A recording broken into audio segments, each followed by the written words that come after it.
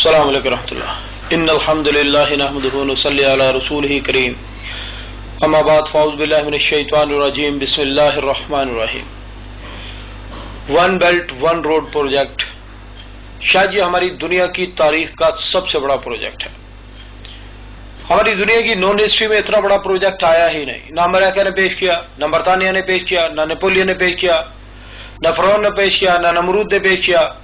ہماری نون ہسٹری میں اتنا بڑا معاشی پروجیکٹ نہیں آیا۔ بہت بڑے بڑے انالائزر سے گیم چینجر کہہ رہے ہیں کہ یہ بازیاں الٹ دے گا۔ ہماری دنیا کی بیشتر آبادی شاید ابھی سے صحیح طور پر سمجھ ہی نہیں پائی، اور جو سمجھ گئے ہیں وہ خوشی سے یا خوف سے تھر تھر کانپ رہے ہیں۔ ماہرین بتا رہے ہیں کہ it's a untold new world order, یہ ایک غیر اعلانیہ نیو ورلڈ آرڈر ہے۔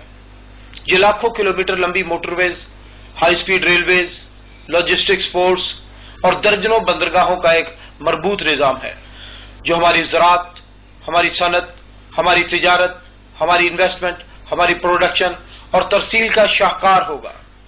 یہ ہماری دنیا کے پرانے سیاسی، جغرافیائی اور دفاعی نقشے الٹ کے رکھ دے گا اور دنیا کی تشکیل نو کرے گا۔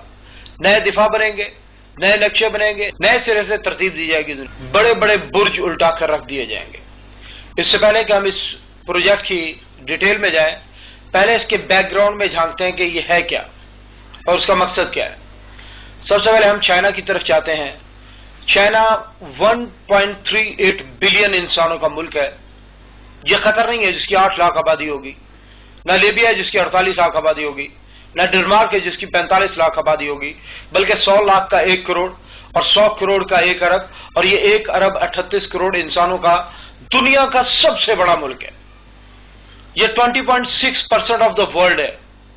دنیا کی بہت بڑی آبادی، اور دنیا کی بہت بڑی آبادی کو چاہیے خوراک۔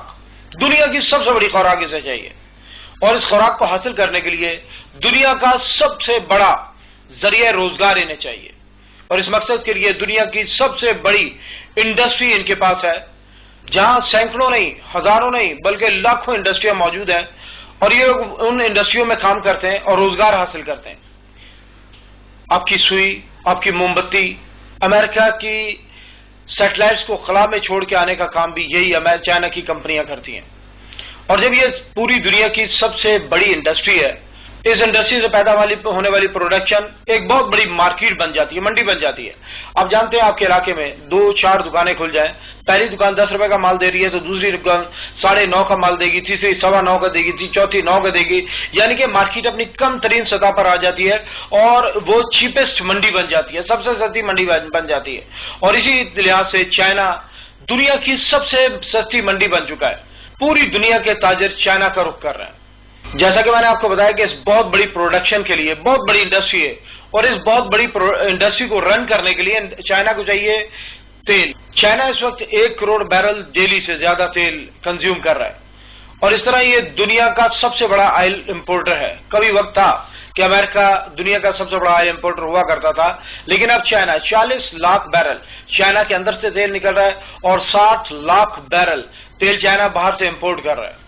ہم مارکیٹ میں پروجیکٹر لینے کے لیے گئے، انہوں نے کہا یہ پروجیکٹر 80,000 کا آپ کو ملے گا، یورپ سے ڈیلیور کرائیں گے، اچھی کوالٹی کا ہے۔ میں نے کہا یہ تو مہنگا ہے۔ انہوں نے کہا جی ہاں، ایک اور طریقہ ہے، ہم ہانگ کانگ سے آپ کو ڈیلیور کروا دیتے ہیں، چائنا کا بنا ہوا، یہی پروجیکٹر آپ کو 43,000 میں پڑ جائے گا۔ میں حیران ہوا، میں نے کہا چائنا کا 2 نمبر ہوگا، اتنا سستا؟ انہوں نے کہا 2 نمبر نہیں ہوگا، سیم کمپنی ہوگی، وہی کمپنی جو یورپ میں بنا رہی ہے وہی کمپنی بنائے گی چائنا میں، وہی ڈیزائن ہوگا، وہی پروڈکٹس ہوں گے، وہی پارٹس ہوں گے، وہی وارنٹی ہوگی، وہی گارنٹی ہوگی۔ چائنا کے اندر بجلی کا ریٹ بہت کم ہے، آدھی قیمت میں پڑ جاتا ہے وہ یورپ کے مقابلے میں۔ چائنا کے اندر ٹیکسز بہت لو ہیں، انڈسٹری کے اوپر ٹیکس بہت کم لیا جاتا ہے۔ چائنا کی گورنمنٹ کو یہی چاہیے کہ ان کے علاقے کے اندر لوگ آئیں، انڈسٹری لگائیں، اس کی عوام کو روزگار مل جائے، وہاں پر 2-4 ہزار لوگوں کا کام مل جائے، اور چائنا کی گورنمنٹ کو بہت تھوڑی فیس دے کر وہ یہ کام کر سکتے ہیں۔ اور سب سے بڑی بات ہے کہ چائنا میں سستی لیبر ہے۔ اگر یورپ کے اندر ایک بندہ 1,80,000 روپے میں جو کام کرتا ہے، چائنا میں وہی ورکر وہ 60-70 ہزار میں کام کرنے کے لیے تیار ہو جاتا ہے، یعنی کہ آدھی سے بھی کم قیمت لیبر کی ہے، آدھی سے بھی کم قیمت بجلی کی ہے، ٹیکس ریٹ بہت لو ہیں، اور ان کو وہی مال آدھی سے بھی کم قیمت میں پڑ جاتا ہے، اور وہ آدھی قیمت میں دے دیں تو ان کو بھارے میں پڑتا ہے۔ اور اس طرح پوری دنیا کی انڈسٹری چائنا میں شفٹ ہو رہی ہے۔ چائنیز یہ پروڈکشن کرتے ہیں، ڈبوں میں بند کرتے ہیں، کنٹینروں میں بند کرتے ہیں اور آگے ترسیل کر دیتے ہیں۔ چائنیز پوری دنیا کے لیے پروڈکشن کر رہے ہیں، امریکہ کے لیے، یورپ کے لیے، افریقہ کے لیے، عربیہ کے لیے، ایشیا کے لیے، آسٹریلیا کے لیے، پوری دنیا کے لیے پروڈکشن کر رہے ہیں، اور وہ مال پروڈیوس کرنے کے بعد ڈبوں میں پیک کرنے کے بعد کنٹینروں میں بند کرتے ہیں۔ اور دنیا کی سب سے بڑی شپنگ پورٹ امریکہ میں نہیں ہے، سنگاپور میں نہیں ہے، بلکہ دنیا کی سب سے بڑی شپنگ پورٹ چائنا کے اندر شنگھائی میں ہے۔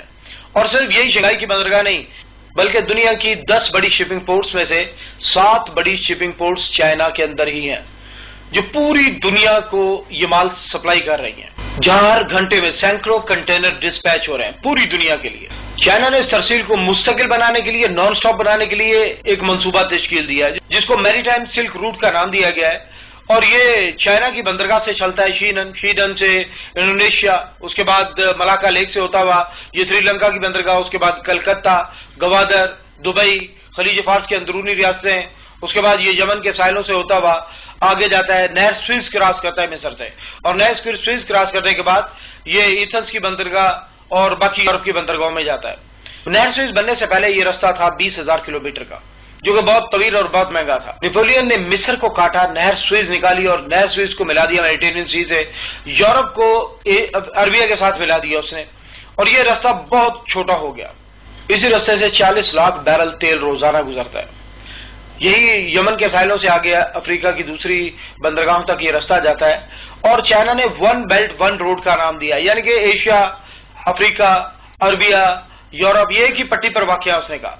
اور اس کے لیے ایک اور منصوبہ، 4000 سال پہلے دنیا کے نقشے پر ایک سڑک موجود تھی جس کو شاہراہ ریشم کہا جاتا تھا۔ یہ چین سے چلتی تھی، قازقستان، ازبکستان، کرغستان، ایران اور ترکی، ایشیا کوچک تک جاتی تھی، اور یہ سڑک حضرت عیسیٰ علیہ السلام کے پیدا ہونے سے 2000 سال پہلے موجود تھی۔ 2014 کے اندر یونیسکو نے اس کو اپنے ثقافتی ورثے میں شامل کیا، 33 نئے مقامات کو اس میں شامل کیا، اور پوری دنیا کے ملکوں کو کہا کہ اپنے اپنے حصے کا کام کریں، اس کو مکمل کریں۔ یہ ایک تجارتی گزرگاہ ہوگی، اور یہ دنیا کا سب سے بڑا پروجیکٹ ہوگا، جو 1,20,000 کلومیٹر لمبی موٹر ویز کا جال ہے۔ یہ موٹر وے چائنا سے لے کر میڈرڈ تک نہیں، بلکہ چائنا سے منگولیا بھی ہے، چائنا سے رشیا بھی ہے، چائنا سے گوادر بھی ہے، پوری دنیا کے ملکوں میں یہ گھوم رہی ہے، جو کہ 1,20,000 کلومیٹر لمبی موٹر ویز کا جال ہے، جو ہماری دنیا کی تاریخ کا سب سے بڑا مضبوط پروجیکٹ ہے۔ دنیا کی تاریخ میں اتنا بڑا پروجیکٹ آیا ہی نہیں جو ٹریڈ کے مقاصد کے لیے بنایا گا۔ یہ 40,000 کلومیٹر ہائی سپیڈ ریلویز کا جال ہے، اور اس ریلوے نے اپنا پہلا چکر کاٹ لیا ہے۔ چائنا سے ریل چلی ہے اور میڈرڈ گئی ہے، وہاں مال اتارا ہے، اور میڈرڈ سے 5 مائل لے کر یہ واپس چائنا آ گئی ہے، اور پوری دنیا نے شور مچا دیا کہ یہ تو سمندری رستے سے بھی سستا ہے، یہ دنیا کا سب سے سستا روٹ ہے جو چائنا کو یورپ سے ملائے گا۔ انڈینز نیٹ پر بہت پروپیگیٹ کر رہے ہیں، ہر بلاگ پر وہ شور بجا رہے ہیں کہ یہ جو پاکستان کی گوادر کی بندرگاہ یہ استعمال نہیں ہوگی، بلکہ یورپ کے ساتھ اگر ٹریڈ کرنا چاہے گا چائنا، رشیا، سینٹرل ایشیا، تو وہ اس روڈ کے ذریعے ہوگی، یعنی کہ موٹر وے کے ذریعے ہوگی، جو کہ ڈائریکٹ جا رہی ہے میڈرڈ تک۔ اور انہوں نے یہ بھی بتایا، پوری دنیا کو یہ بتایا کہ بھائی ہاں یہ راستہ بھی سستا ہے، اور ہم نے مختلف کمپنیوں سے کنفرم کیا کہ واقعی یہ راستہ سفر سستا پڑتا ہے، کیونکہ سمندر کا سفر ہے 18,595 کلومیٹر، جو کہ سمندری سفر سستا ہونے کے باوجود بہت طویل ہے اور بہت مہنگا پڑتا ہے۔ اس کے مقابلے میں ٹرین کا سفر 10,700 کلومیٹر ہے، جو کہ سستا پڑ جاتا ہے۔ لیکن ہم دنیا کے نقشے کو اس طرح نہیں دیکھ رہے، ہم دنیا کے نقشے کو کسی اور نظر سے دیکھ رہے ہیں، اور وہ ہے گوادر ٹو بارسلونا، یعنی کہ یورپ کا سفر گوادر سے لے کر بارسلونا کا سفر 8,943 کلومیٹر رہ جائے گا، اور یہ یورپ کے لیے سب سے چیپسٹ روٹ ہوگا، اور یہی روٹ استعمال ہوگا۔ لیکن اب سوال یہ پیدا ہوتا ہے کہ کیا یہ روٹ جو ہے گلوبل ٹریڈ کے لیے کافی ہوگا؟ 3 بڑے کھلاڑی ہیں ایشیا میں اس ٹریڈ کے، رشیا، چائنا اور سینٹرل ایشیا۔ چائنا کی اپنی بہت بڑی پروڈکشن ہے اور بہت بڑا آئل کا کنزیومر ہے، یعنی کہ وہ بہت بڑی منڈی ہے۔ رشیا انرجی ریسورسز کا بہت بڑا ایکسپورٹر ہے، اور سینٹرل ایشیا عربیہ کے بعد تیل کے سب سے بڑے ذخائر، 336 بلین بیرل تیل، گیس کے سب سے بڑے ذخائر 521 ٹریلین کیوبک فٹ گیس کے ذخائر، ایک ملک کے اندر 10,000 ہزار ٹن سونا ہے، یہاں منرل بہت بے بہا ہیں، اور پوری دنیا ان انرجی ریسورسز کی طرف اپروچ کرنا چاہتی ہے، ان کو یوز کرنا چاہتی ہے۔ اب یہ ممالک یورپ کے ساتھ اسپیشلی فقط یورپ کے ساتھ ٹریڈ نہیں کرنا چاہتے. ایک حد تک ٹریڈ ہوگی یورپ میں، کیونکہ دنیا کی پاپولیشن کا صرف 13% حصہ یورپ میں رہتا ہے اور ان کی اپنی پروڈکشن خاطر خواہ ہے. وہاں مال نہیں بکے گا، مال بکے گا تو ایشیا اور افریقہ میں ملے گا جو دنیا کی سب سے بڑی آبادی ہے. ایشیا 60.67% آف دا ورلڈ اور افریقہ 14.79% آف دا ورلڈ. یہ دنیا دونوں براعظم مل کر 75% آف دا پاپولیشن بناتے ہیں دنیا کی، جو کہ بہت بڑی آبادی ہے. دنیا کی سب سے اہم اور سب سے بڑی آبادی یہی واقع ہے. دنیا کے کنزیومر یہی واقع ہے، دنیا کے بائر یہی واقع ہے، اور دنیا ٹریڈ بھی انہی سے کرنا چاہتی ہے. آپ کو یاد ہوگا رشیا نے سینٹرل ایشیا کو اپنے اندر شامل کر لیا تھا، اس کے بعد افغانستان پر حملہ کیا تھا، افغانستان پر قبضہ کیا تھا. وہ افغانستان تک نہیں آنا چاہتا تھا بلکہ وارم واٹر تک، گرم پانیوں تک آنا چاہتا تھا. رشیا اگر سمندر سے اپروچ تھی تو وہ صرف یورپ سے تھی، اور یورپ سے 20-22 ہزار کلومیٹر کا راستہ، بہت لمبا راستہ پڑتا. اس راستے سے تو آٹا بھی سونے کا بھاؤ پڑ جاتا ہے.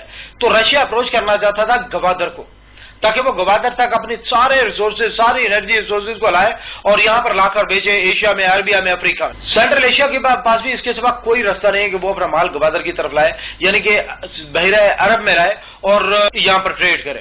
انڈیا نے ایک بہت بڑی آفر کیا، آج کل بہت زیادہ پروپیگیٹ کیا جا رہا ہے یہ نیٹ پر، اور ہمارا الیکٹرانک میڈیا بھی اس کی دھوم مچا رہا ہے کہ انڈیا نے ایک بندرگاہ بنائی ہے چابہار میں، اور انڈیا نے آفر کیا ہے کہ بھائی آپ افغانستان اور پاکستان کو چھوڑیں، بائی پاس کریں، آپ سینٹرل ایشیا اور رشیا ڈائریکٹ آئے ایران میں، ایران سے چابہار کی بندرگاہ میں آئے، اور یہاں سے آپ عربیہ میں ٹریڈ کریں، ایشیا میں ٹریڈ کریں، افریقہ میں ٹریڈ کریں.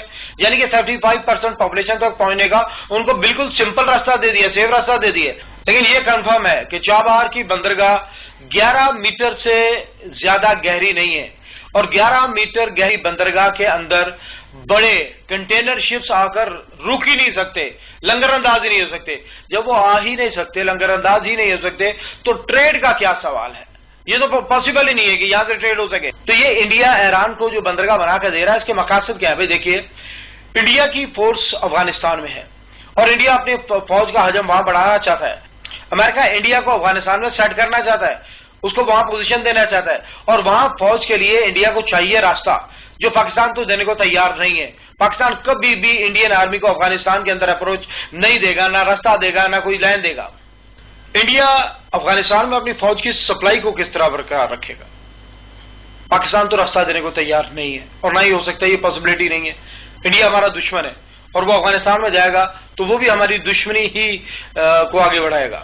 تو پھر انڈیا کے لیے کیا آپشن ہے؟ انڈیا کے پاس ایک ہی آپشن ہے کہ اپنی فوج کو بحری جہازوں میں اتارے، چھوٹے بحری جہازوں میں اتارے، اور وہ بحری جہاز چابہار کی بندرگاہ پر جا کر لگے. اور چابہار کی بندرگاہ سے انڈیا نے ایک روڈ بنائی ہے جو کہ افغانستان جاتی ہے، یعنی اپنی سپلائی کو، ملٹری پریزنس کو برقرار رکھنے کے لیے، لاجسٹک سپورٹ قائم رکھنے کے لیے، اپنے فوج کے لیے، اسلحہ کے لیے، گولہ بارود کے لیے، خوراک کے لیے، پرسنل کی آمد و رفت کے لیے وہ یہ راستہ بنا رہا ہے. یہ چابہار کی بندرگاہ کچھ تجارتی مقاصد کے لیے نہیں ہے، یہ ٹریڈ روٹ نہیں ہے، یہاں سے ٹریڈ نہیں ہو سکے. اب جو معاہدہ ہوا ہے انڈیا، ایران اور افغانستان کا، تو دیکھیے ایران تو پہلے سمندر پہ تھا، تو افغانستان تو کو وہ اپروچ دے رہے ہیں اس معاہدے کے اندر. افغانستان کی کوئی بہت بڑی پروڈکشن نہیں ہے، افغانستان گندم بھی پاکستان سے منگواتا ہے، تو وہ ملک جس کی پروڈکشن ہی نہیں ہے وہ کیا ٹریڈ کرے گا؟ بیسیکلی یہ معاہدہ ہی فوجی مقاصد کے لیے ہے، اور اس سے اپنی فوجی پریزنس کو افغانستان کے اندر وہ مضبوط کرنا چاہتے ہیں. اور ذرا یہ دیکھیے کہ چائنیز کیا کہہ رہے ہیں. 2,000-kilometer road and rail link connecting Kashgar in West China's Xinjiang Uyghur Autonomous Region to Pakistan's southwestern port of Gwadar. For China, it reduces transportation time of goods and energy. Currently, exports from China to the Middle East and Africa via the Strait of Malacca take about 45 days. That could be reduced to less than 10 days going through Gwadar port.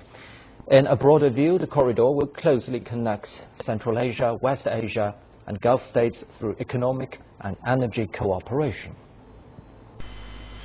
کمال ہوگی. Chinese بتا کیا رہے ہیں؟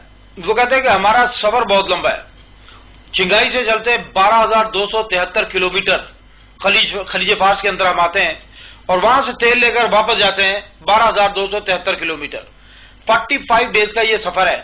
اور ایک اور جو جہاز ہوتا ہے، بحری جہاز جس کے اندر تیل جاتا ہے، اس کا کرایہ ہے $67,000 پر ڈے، ایک دن کا کرایہ ہے. اور 45 دن کا کرایہ اپروکسیمیٹلی 30 to 35 لاکھ بنتا ہے، 35 لاکھ کے قریب بنتا ہے کرایہ۔ یہ 35 لاکھ ڈالر ہیں، یعنی کہ یہ لاکھوں روپے نہیں، کروڑوں روپے نہیں، بلکہ اربوں روپے کی بات ہے۔ اور یہ ایک جہاز نہیں گزرتا یہاں سے۔ چائنا کی ڈیمانڈ ہے 600 بلین کیوبک فٹ گیس، جو کہ ایل پی جی کی صورت میں جاتی ہے، اور وہ گیس بھی اسی رستے بحری جہازوں کے اندر جاتی ہے۔ چائنا کی ڈیمانڈ میں نے آپ کو بتایا کہ 60 لاکھ بیرل تیل ہے، یہ دنیا کی سب سے بڑی ڈیمانڈ ہے، یہ بھی اسی رستے سے جاتی ہے۔ اور میں نے آپ کو بتایا تھا کہ چائنا کی پروڈکشن بھی دنیا کی سب سے بڑی پروڈکشن ہے، اور اس کا بھی 90% حصہ اسی رستے سے آتا ہے۔ اگر آپ ملاکا لیک میں کھڑے ہو جائیں اور دونوں طرف دیکھیں تو ایک طرف سے تیل اور گیس کے بحری جہاز بھرے ہوئے آ رہے ہیں، اور دوسری طرف سے چائنا کے جو چائنا کی فنش پروڈکٹس ہیں، ان کے جو جہاز ہیں وہ لین لگائے آ رہے ہیں ایشیا کی طرف، افریقہ کی طرف، عربیہ کی طرف، یورپ کی طرف۔ یہاں سینکڑوں جہاز گزر رہے ہیں ڈیلی، اور چائنیز کہہ رہے ہیں کہ ہمارے پاس ایک اپرچونٹی آئی ہے۔ وہ کیا ہے؟ وہ کہتے ہیں کہ ہم گوادر سے ایک روڈ بنائیں گے جو کہ خنجراب تک ہوگی، اور خنجراب سے آگے چائنیز خود بیٹھے میں۔ وہ کہہ رہے ہیں کہ ہم اس روڈ کو بنائیں گے اور یہاں سے اتر آئیں گے گوادر تک، اور صرف یہ روڈ ہی نہیں بنے گی بلکہ اس روڈ کے ساتھ ایک گیس کی لائن بن رہی ہے اور ایک پائپ کی لائن بن رہی ہے۔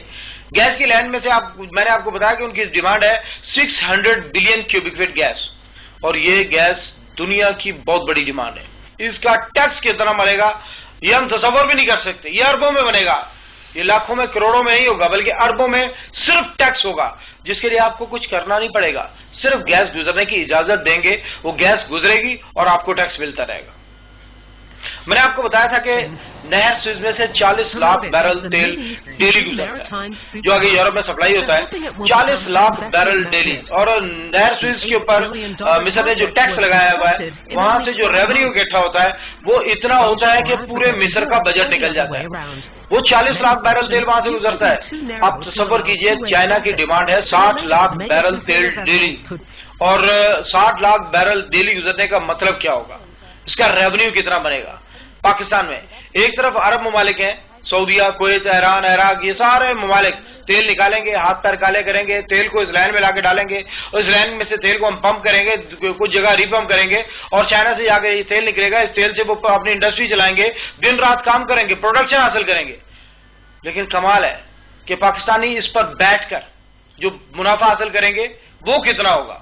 چائنا کو 60 لاکھ ڈالر ڈیلی بچے گا اس میں سے کرائے کی مد میں، اور پاکستان کو جو ریونیو بچے گا وہ لاکھوں میں نہیں ہوگا، وہ ملینز میں نہیں ہوگا، بلکہ وہ ڈزنز آف بلینز میں ہوگا، جس کا تصور بھی ہمارا دشمن نہیں کر سکتا، وہ برداشت نہیں کر سکتے، وہ سوچ نہیں سکتے کہ سارے پاکستانی بیٹھے ہوں اور یہ صرف تیل کی لائن میں سے جو تیل گزرے اس میں سے ڈزنز آف بلینز، اربوں ڈالر اس کو ریونیو بچ جائے، اس کو ٹیکس بچ جائے۔ یہ پوری دنیا کے لیے حیران کن ہے، شاکنگ ہے پوری دنیا کے لیے۔ انڈیا بری طرح خوفزدہ ہے اس چیز سے کہ پاکستان ایک معاشی طاقت بننے جا رہا ہے، یہ پوری دنیا کے لیے شاکنگ ہے، دنیا خوفزدہ ہے اس سے، ہمارے دشمن اس کو برداشت نہیں کر پا رہے، ان کے وہ حوصلہ نہیں کر پا رہے کہ وہ دیکھیں کہ پاکستان ایک ترقی کر رہا ہے، اور ترقی بھی کس طرح، ایک دو پوائنٹس نہیں بلکہ آپ دیکھیں اس کے جتنے فیچرز کھولتے جائیں گے اتنے ہی حیران ہوتے جائیں گے۔ میں حیران ہوں اللہ کی قسم جس نے پاکستان کے لیے پہلی مرتبہ یہ لفظ استعمال کیا تھا نا کہ پاکستان اللہ کی نشانی ہے، سلام ہے اس شخص کو، واقعی پاکستان اللہ کی نشانی ہے۔ یہ اتنی بڑی اپرچونٹی ہمارے ہاتھ آئی ہے، یہ ہم تصور بھی نہیں کر سکتے، اور یہ یوں ہی نہیں ہمیں مل گئی۔ اللہ تعالیٰ ہر چیز دینے سے پہلے آزماتا ہے۔ جیسے میں نے آپ کو بتایا کہ تیل ارب ممال نکالیں گے، پاکستان سے گزرے گا، صرف ہمیں اربوں ڈالر اس میں سے ریونیو مل جائے گا، اور چائنیز اس تیل کو استعمال کریں گے، انڈسٹری میں یوز کریں گے، پروڈکشن حاصل کریں گے، دن رات کام کریں گے وہ، اور جو مال پیدا کریں گے اس کو ڈبوں میں بند کریں گے، ڈبوں کو کنٹینروں میں بند کریں گے، اور کنٹینروں میں وہ مال پیک کرنے کے بعد وہ بندرگاہوں پر نہیں لے جائیں گے۔ 45 ڈیز کا سفر ہے، لاکھوں ڈالر کا کرایہ ہے، میں نے آپ کو بتایا۔ وہ کیا کریں گے؟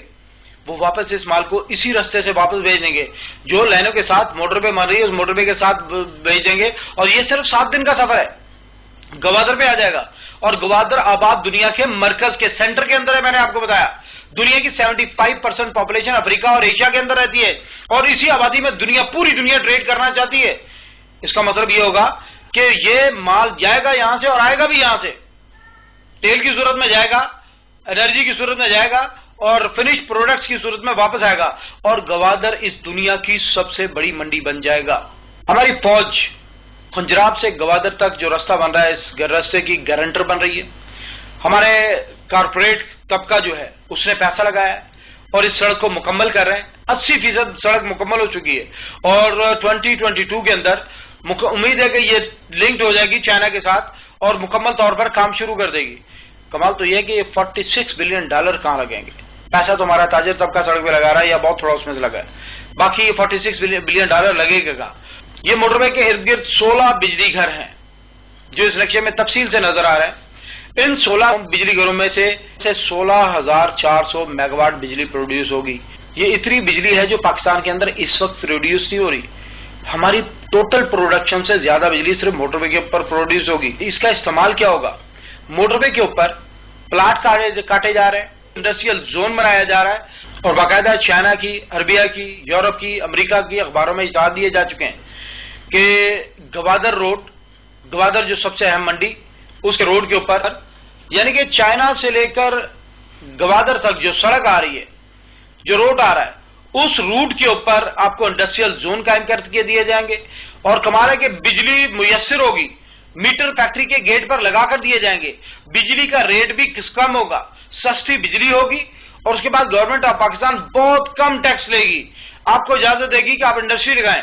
اور سب سے بڑی بات یہ ہے، ان کو سب سے بڑی اپرچونٹی یہ دکھائی گئی ہے کہ پاکستان 20 کروڑ انسانوں کا ملک ہے، ہیومن ریسورس سے ریچ ہے، بھرپور توانائی ہے اس کے اندر۔ پاکستان کی آبادی کم نہیں ہے، آپ کا لاہور ڈنمارک سے 3 گنا بڑا ہے، آپ کا پنجاب اتنا بڑا ہے کہ پاپولیشن وائز شاید یورپ کے اندر ایک بھی ملک اتنا بڑا نہیں ہے، آپ کا کوئی قد کاٹ ہے اور اتنی بڑی آبادی میں اب یہاں محنتی اور قابل لوگوں کی کمی نہیں ہے، یعنی کہ یہاں پر آپ کو چائنا سے بھی سستی لیبر مل سکتی ہے اور جس کی سب سے بڑی بات ہے کہ پروڈکشن جو ہوگی وہ گوادر تک ڈائریکٹ پہنچے گی، یعنی کہ پوری دنیا کی منڈیوں تک پہنچ جائے گی۔ اور اس اپرچونٹی نے 10,000 کمپنیوں کو ہماری موٹر وے کے ارد گرد انڈسٹریل زون کے اندر کام کرنے کے اوپر راغب کر لیا اور جس سے 90 لاکھ کے قریب پاکستانیوں کو روزگار ملنے کی توقع ہے۔ پاکستان بھر کے لوگوں کو روزگار ملے گا، پاکستان میں خوشحالی آئے گی، پاکستان مضبوط ہوگا، پاکستان طاقتور ہوگا، کیونکہ مضبوط ہی طاقتور ہوتا ہے اور یہ ہمارے دشمن کبھی بھی دیکھنا نہیں چاہتے۔ ایک متعدد اندازے کے مطابق ہر ہفتے 1 لاکھ سے زیادہ ٹرک چائنا سے گوادر کی طرف ان آؤٹ کریں گے اور یہ نیٹو کی سپلائی نہیں ہوگی جو بغیر ٹیکس دیے گزر جائے گی، ہماری سڑکوں کو تباہ کر کے گزر جائے گی، بلکہ یہ تجارتی ٹرک ہوں گے جو ٹیکس دیں گے اور ان کا ٹول ٹیکس، ان کا ریونیو کتنا ہوگا اس کا اندازہ آپ کیجئے کہ 2001 میں جب آپ کی گورنمنٹ نے کہا تھا کہ ہمارے پاس پیسے نہیں ہیں، ہم غریب ملک ہیں، ہمارا وسائل نہیں رکھتے، ہم یہ موٹر وے نہیں بنانا چاہتے، تو کوریا کی کمپنی نے کہا تھا کہ بھائی تم یہ موٹر وے بناؤ اور نہیں بنانا چاہتے تو ہم پیسے لگا دیتے ہیں، ہم بنا دیتے ہیں، بنا بھی دیتے ہیں، انویسٹمنٹ بھی ہم کر دیتے ہیں، ہمیں موٹر وے کے اوپر ٹول ٹیکس لگانے دو، جو اس میں سے ٹول ٹیکس میں سے جو ریونیو اکٹھا ہوگا اس میں سے ہم اپنی قیمت پوری کر لیں گے۔ اور 2001 کے اعداد و شمار کے مطابق کوریا کی کمپنی کا جو اندازہ تھا وہ 20 بلین تھا اس کا ریونیو، اس وقت جب سونے کی قیمت 5,000 روپیہ تولہ تھی۔ آج سونے کی قیمت دیکھیں، آج یہ ریونیو 5 گنا بڑھ چکا ہے، تقریباً 100 بلین سے زیادہ ہوگا ریونیو اس کا۔ اس کے بعد آتے ہیں انڈیا کی طرف۔ انڈیا دنیا کی سب سے بڑی ڈیموکریسی ہے، 1.34 بلین انسانوں کا ملک ہے، چائنا سے صرف 4-5 کروڑ آبادی کم ہے اس کی، اور ایک اندازہ ہے کہ 2025 میں انڈیا کی آبادی چائنا کو کراس کر جائے گی اور انڈیا دنیا کا سب سے بڑا ملک بن جائے گا۔ لیکن اگر آپ نیٹ پر لکھیں پور پاپولیشن آف دا ورلڈ تو حیران رہ جائیں گے، وہاں جو آپ کو تفصیل ملے گی وہ یہ ہوگی کہ دنیا کے سب سے زیادہ ننگے بھوکے لوگوں کا ملک انڈیا ہے، حالانکہ اس کی انڈسٹری ہماری انڈسٹری سے 5 گنا بڑی ہے، اس کی زمین ہماری زمین سے 5 گنا بڑی ہے، اس کے پاس وسائل ہیں، لیکن وہ وسائل اس کی عوام کے لیے کافی نہیں ہے۔ اس کے بعد 1 ارب 34 کروڑ انسانوں کی ذمہ داری ہے اور وہ ذمہ داری پوری نہیں کر پا رہے۔ وہاں لوگ بے چین ہیں، غربت کی لکیر سے نیچے زندگی گزار رہے ہیں، بیٹیاں بیچنے پر مجبور ہو رہے ہیں اور یہ حالت انتشار انارکی کی طرف بڑھ رہی ہے، ملک ٹوٹنے کی طرف آگے بڑھ رہا ہے، علیحدگی کی تحریکیں آگے چل رہی ہیں، اگر انڈیا 21ویں صدی میں داخل ہونا چاہتا ہے، اگر انڈیا اس ٹریڈ کے دور کے اندر داخل ہونا چاہتا ہے تو اس کے پاس ایک ہی حل ہے کہ وہ اپنی انڈسٹری کو گرو کرے، انڈسٹری لگائے، اور انڈسٹری لگانے کے لیے اس کو گیس کی ضرورت ہے، اور انڈیا کی ڈیمانڈ جو ضرورت ہے وہ 151 بلین کیوبک میٹر گیس کی ضرورت ہے، جو کہیں اور سے پوری نہیں ہوگی، بلکہ وہ صرف پوری ہو سکتی ہے تو سینٹرل ایشیا سے، جہاں میں نے آپ کو بتایا کہ 521 بلین کیوبک میٹر گیس کے ذخائر ہیں، اور یہ تاپی جو لائن ہے آپ کی ترکمانستان، افغانستان، پاکستان اور انڈیا، یہ لائن اس کی ضرورت پوری کر سکتی ہے۔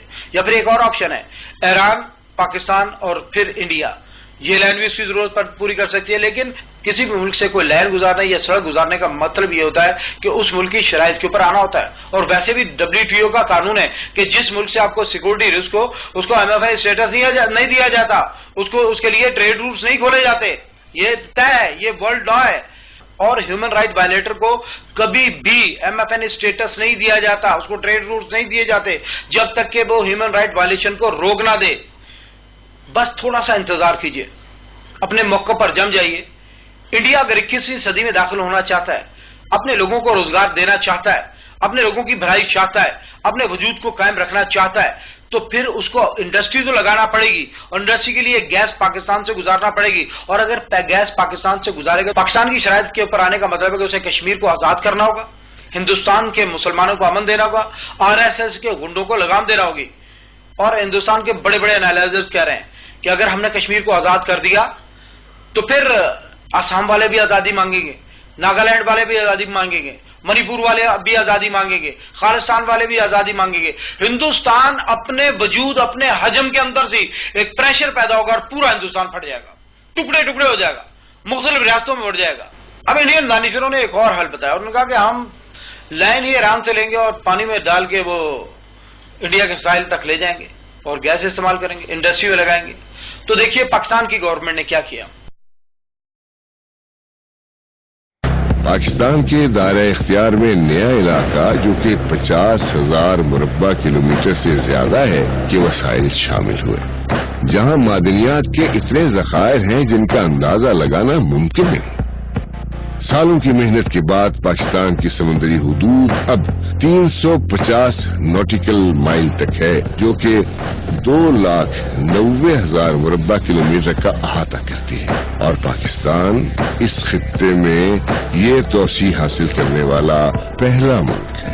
اس کا مطلب ہے کہ پاکستان کی سمندری حدود 2,90,000 مربع کلومیٹر تک پھیل چکی ہے۔ انڈیا کے لیے راستہ ہی نہیں رہا، وہ جہاں سے بھی ڈالے گا لینڈ وہ پاکستان کی حدود ہوگی، اور پاکستان کو اس کو ٹیکس دینا پڑے گا، پاکستان کو ریونیو دینا پڑے گا، پاکستان کی شرائط کے اوپر آنا پڑے گا۔ یہ اللہ رب العزت کی شان ہے۔ اللہ بہت بڑا ہے، اللہ بہت بے نیاز ہے۔ بحران ہوں کہ پاکستان کو یہ اپرچونٹی کیوں ملی؟ جس شخص نے پہلی مرتبہ یہ جملہ استعمال کیا تھا، پاکستان اللہ کی ایک نشانی ہے، بحران ہوں اس کی بصیرت کے اوپر۔ واقعی پاکستان اللہ کی ایک نشانی ہے۔ اللہ رب العزت نے قرآن شریف کے اندر فرمایا ان مع العسر یسرا، بے شک ہر تنگی کے ساتھ بعد آسانی ہے۔ اور تنگی کتنی دیکھی ہم نے، پاکستان بنا پہلے سال ہندوستان کے ساتھ جنگ کے حالت میں آ گئے، ہم کشمیر کے مسئلے پر الجھ پڑے تھے، اور اس کے بعد افغانستان کو رشیا نے فتح کیا اور افغانستان کے اندر جنگ شروع ہو گئی، مجاہدین نے وہ جنگ لڑی، پاکستان کی سپورٹ سے جنگ لڑی، اور تھوڑی بہت نہیں 17,50,000 لاشیں اٹھائیں، لیکن رشیا کو برداشت نہیں کیا، اور رشیا اس وقت دنیا کا سب سے طاقتور ملک تھا، 51 لاکھ فوج تھی اس وقت رشیا کی، 1,700 انٹر کانٹیننٹل بیلسٹک میزائل پوری دنیا کو اپنے نشانے پر لیے ہوئے تھے، اور رشیا وہاں سے نکل گیا، شکست ہو گئی، اس کے ٹکڑے ٹکڑے ہو گیا۔ اس کے بعد امریکہ داخل ہوا افغانستان کے اندر، اور اس امریکہ کی فوجوں کو انڈیفیٹیبل فورسز کہا جاتا تھا، وہ فوجیں جن کو شکست نہیں دی جاتی۔ بڑے بڑے انالائزرز کہہ رہے تھے کہ امریکہ کی ملٹری مشین اتنی بڑی ہے کہ پوری دنیا کی فوجیں اگر اکٹھی ہو کر امریکہ کے ساتھ جنگ کرنا چاہیں تو امریکہ کو شکست نہیں دے سکتے۔ اور امریکہ نے افغانستان میں اپنی امریکہ کی تاریخ کی سب سے لمبی جنگ لڑی، اور دنیا کی تاریخ کی سب سے مہنگی جنگ لڑی۔ لیکن کمال ہے، امریکہ افغانستان سے شکست کھا کے نکل رہا ہے اور انڈیا کو وہاں پھنسا رہا ہے۔ اب انڈیا کی باری آ جائے گی، اور کمال ہے، دہشت گردی کے خلاف جنگ پوری دنیا میں لڑی جا رہی ہے۔ فرانس بھی جنگ لڑا تھا دہشت گردی کے خلاف۔ فرانس نے یورپی پارلیمنٹ سے یہ قانون منظور کروایا تھا کہ اسرائیلی سیٹلمنٹ کا سامان یورپ کے اندر فروخت نہیں ہوگا، لیکن ایک کارروائی ہوئی فرانس کے اندر، وہ ہوٹل کے اندر چند درجن لوگ مارے گئے، اور فرانس سرنڈر کر گیا، وہ اسرائیل کے ساتھ جا کر کھڑا ہو گیا، اس نے کہا ہاں اس نے کہا نہیں ہم اسرائیل کے ساتھ ہیں اور مسلمانوں کے خلاف کارروائی شروع کر دی. لیکن کمال ہے، اور اس دہشت گردی کے خلاف جنگ کے اندر ہم نے کیا نقصان کیا؟ ہماری عورتوں کے بازاروں میں دھماکے ہوئے، ہماری مسجدوں میں دھماکے ہوئے، ہمارے جی ایچ کیو میں دھماکے ہوئے، ہمارے 60,000 سے زیادہ لوگ مارے گئے. لاہور میں اپنے بچوں کا قیمہ ہم نے اکٹھا کیا، ہم نے بہت تکلیف اٹھائی، بہت تکلیف اٹھائی. اور اللہ کی قسم یہ دنیا کی سخت ترین قوم ہے جس کی اللہ رب العزت نے اس انداز میں تربیت کی ہے، ہر آزمائش سے گزارا ہے اس کو، اور اللہ تعالیٰ نے اس کے بعد یہ تحفہ ہمیں دیا گوادر کا کہ ہاں اب تم اس قابل ہو، اس کو سنبھال سکتے ہو. اور ہمارے دشمن بے چین ہیں، وہ اس کو برداشت کرنے کو تیار ہی نہیں ہے. گوادر پروجیکٹ کے اوپر ان کی جان نکل جاتی ہے. اور یہ بھی طے ہے کہ دنیا جب 21ویں صدی میں ٹریڈ کے دور کے اندر قدم رکھے رہی ہوگی، دنیا ترقی کے دور کے اندر قدم رکھی ہوگی، ہندوستان زندگی اور موت کی جنگ لڑ رہا ہوگا. اگر وہ پاکستان سے رستہ لے گا تو بھی مشکل میں پڑے گا، اور اگر نہیں لے گا تو بھی مشکل میں پڑے گا. حیرت کی بات تو یہ ہے کہ پاکستان پوری دنیا کی انرجی کنزیومر اور انرجی پروڈیوسر کے درمیان اور دنیا کی سب سے بڑی پروڈکشن اور ان کی مارکیٹوں کے درمیان پاکستان ایک برج بن گیا ہے. اور یہ پوزیشن میرا خیال ہے کہ دنیا کی ہزاروں سال کی تاریخ میں کسی قوم کو بھی نہیں ملی، اتنی بڑی اپرچونٹی نہیں ملی. اہم تجارتی رستوں کے لیے فوجیں حملے کرتی تھیں، فوجیں قبضے کرتی تھیں، ہمیشہ سے ایسا ہوتا ہے. تجارتی مقاصد کے لیے قومیں بڑھتی ہیں، حکمران اپنے لشکروں کو آگے بڑھا دیا کرتے تھے، قوموں پر ملکوں پر قبضے کر لیا کرتے تھے. لیکن اتنی بڑی اپرچونٹی کسی قوم کو ملے گی؟ یہ 1000 سال کی تاریخ اٹھا کر دیکھ لیں، کسی قوم کو اتنی بڑی اپرچونٹی نہیں ملی. اور آپ کا کیا خیال ہے؟ آپ کے دشمن یہ برداشت کر جائیں گے؟ امریکہ جس کے جرنیلوں کا برملا یہ کہنا ہے کہ پاکستان نے ہمیں ڈبل کراس کیا، پاکستان ہماری شکست کا ذمہ دار ہے، نیٹو جس کے یہ جرنیل کہہ رہے ہیں کہ ہماری شکست کا واحد ذمہ دار پاکستان ہے، وہ یہ قبول کر لیں گے؟ امریکن کبھی بھی نہیں قبول کریں گے. امریکن کبھی بھی پاکستان کو بڑھتا ہوا دیکھنا نہیں چاہتے، اور پاکستان ہی نہیں، امریکن چائنیز کو بھی گروتھ کرتا ہوا نہیں دیکھنا چاہتے. امریکن اس کے خلاف ضرور کام کریں گے اور پورا کام کریں گے، اپنی طاقت کے مطابق اس کے خلاف ہر کام کرنے کو وہ تیار ہوں گے. اور دوسری طرف اسرائیلی جو پہلے دن سے ہمارے دشمن ہیں.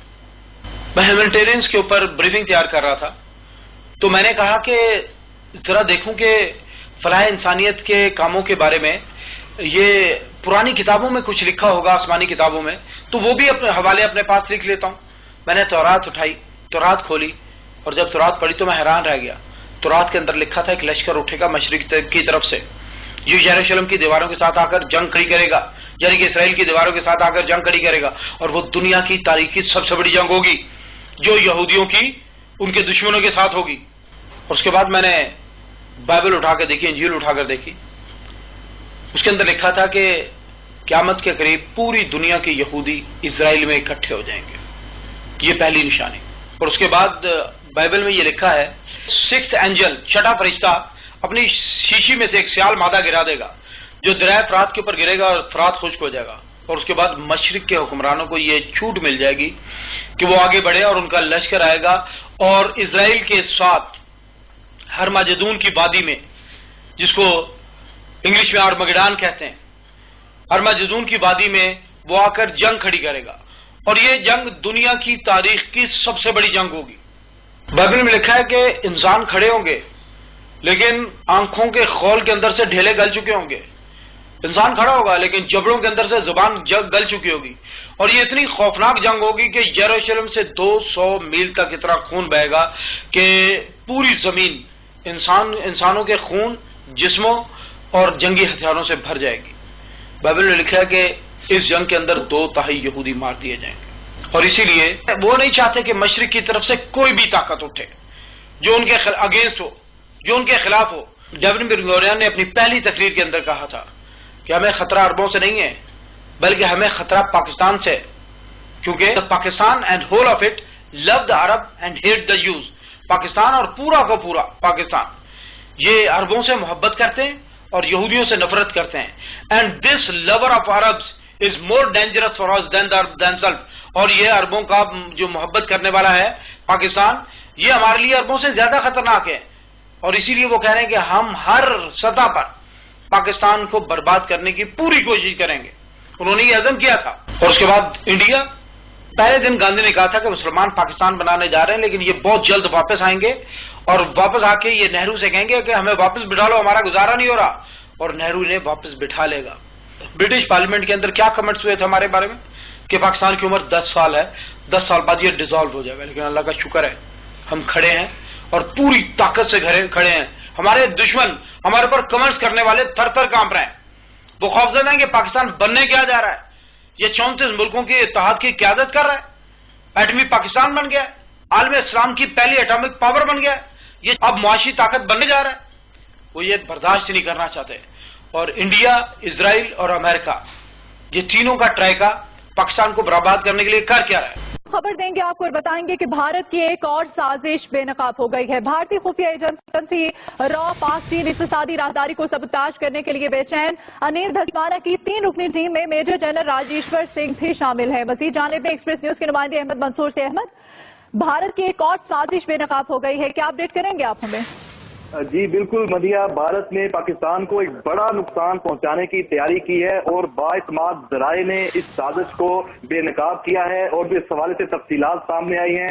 بھارتی خفیہ ایجنسی را نے چائنا پاکستان اکنامک کوریڈور منصوبے کو ناکام بنانے کے لیے ایک دوسری سیٹ اپ جو ہے وہ قائم کر دیا گیا ہے۔ انیل دھجوانا جو ہے اسپیشل سیکرٹری وائی تو سیکرٹری را، وہ ان کی تقرری کی گئی ہے اس نئے سیٹ اپ میں، جو براہ راست رپورٹ کریں گے سیکرٹری را کو۔ جو مزید تفصیلات آئی ہیں اس میں جو انیل ہیں ان کو 3 افسران جو ہیں وہ ممبرز کے طور پہ ان کی ٹیم کے طور پہ دیے گئے ہیں، جن میں ایک ممبر میجر جنرل راجیشور سنگھ ہے، جبکہ 2 جوائنٹ سیکرٹریز جو ہیں مسٹر جے ایس رمیش اور ویوک کے جوہری۔ میجر جنرل جو راجیشور ہے اس کی جو ذمہ داری جو پتہ لگی ہے کہ وہ فوجی اعتبار جو ہے اس کے پہلوؤں پر جو ہے وہ کام کریں گے اس منصوبے کو سبوتاژ کرنے کے حوالے سے، اور انہیں فوکس کرنے کے لیے ان کا ٹاسک یہ ہے کہ وہ اپنا فوکس کریں گے جو سی پیک کے جو معاملات ہیں، پاک چائنا ڈیفینس ریلیشنز جو ہیں ان کو بھی وہ ٹارگٹ کریں گے۔ Gwadar express way, Karakoram high وے اور اکنامک کوریڈور کے جو منصوبے ہیں ان کے جو فوجی پہلو ہیں ان کو دیکھیں گے، ان کو سبوتاژ کرنے کے لیے وہ پلاننگ بھی کریں گے، امپلیمنٹیشن بھی کریں گے۔ دور حاضر میں یہ پہلی مرتبہ ہوا ہے کہ کسی ملک کا انٹیلیجنس آفیسر دشمن ملک کے علاقے میں پکڑا گیا اور وہ کر کیا رہا تھا، دیکھیں ذرا۔ کلبھشن یادو کو بلوچستان میں را کے جو بڑے منصوبے تھے اس کا ایک کلیدی اور سب سے اہم کردار بتایا گیا ہے۔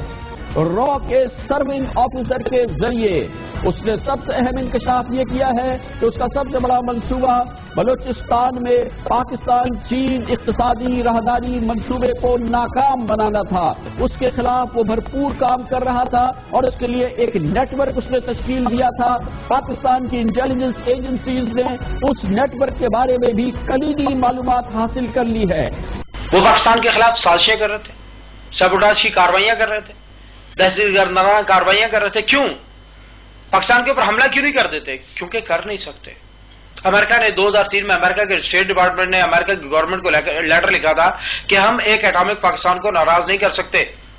یہ بات سمجھیے آپ، ایٹم بم ہیروشیما اور ناگاساکی کو تباہ کر سکتا ہے تو اسی طرح ایٹم بم دلی کو بھی تباہ کر سکتا ہے، اور اسی طرح ایٹم بم نیو یارک کو بھی تباہ کر سکتا ہے۔ ایک ایٹامک پاکستان کو اینگری نہیں کیا جا سکتا۔ میں آج سے 25 سال پہلے ڈان کے اندر ایک آرٹیکل پڑھ رہا تھا اور ایک یورپین رائٹر اس کے اندر لکھ رہا تھا، اور اس نے رشین وار کو دیکھتے ہوئے اس نے بڑا اہم تجزیہ کیا تھا۔ اس نے کہا تھا کہ جب دونوں طرف ایٹامک پاورز ہوں گی، ایٹامک شیلٹرز ہوں گے، تب روایتی فوج کا یعنی کہ ڈیفینس فورسز کا ایڈوانس ناممکن ہو جائے گا، کیونکہ ڈیفینس فورس آگے بڑھے گی، دشمن کے علاقے میں داخل ہوگی، دشمن کو فتح کرنے کا ارادہ رکھے گی، دشمن ایٹم بم نکالے گا اور دشمن کہے گا کہ I am going to destroy your country, میں تمہارے ملک کو تباہ کرنے جا رہا ہوں، ایٹم بم گرانے جا رہا ہوں۔ روایتی فوج واپس آ جائے گی، یہ پاسبل نہیں ہے۔ اس نے کہا کہ جب کسی ملک کے پاس ایٹم بم ہوگا تو یہ ممکن نہیں ہے کہ روایتی فوج اس کے خلاف اٹھے، آگے بڑھے اور کارروائی کر لے۔ تب وہ لکھتا ہے کہ طاقتور ترین قوم وہ قوم ہوگی جس کے نوجوان جوتا اتاریں گے، دشمن کے بارڈر کو کراس کر جائیں گے، دشمن کے علاقے میں جا کر جنگ کھڑی کر دیں گے۔ تب دشمن کس کے خلاف ایٹم بم چلائے گا؟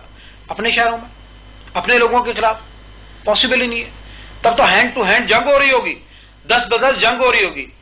اور تب وہ لکھتا ہے کہ طاقتور ترین قوم وہ قوم ہوگی، طاقتور ترین قوم وہ قوم ہوگی جس کے نوجوانوں کا جتھا طاقتور ہوگا، وہ جو کمیٹڈ ہوں گے اپنے کاز سے، جو اپنے ملک کے دفاع کے لیے سب کچھ کرنے کے لیے تیار ہو جائیں گے، اپنی جانوں کا نذرانہ دینے کے لیے تیار ہو جائیں گے۔ وہ لکھتا ہے کہ وہ قوم دوسری قوموں کو کھا جائے گی اور سپر پاور ہوگی وہ۔ آپ کے پاس آپ سے محبت کرنے والے نوجوانوں کا بہت بڑا گروہ ہے جو آپ کے لیے سب کچھ کرنے کے لیے تیار ہے۔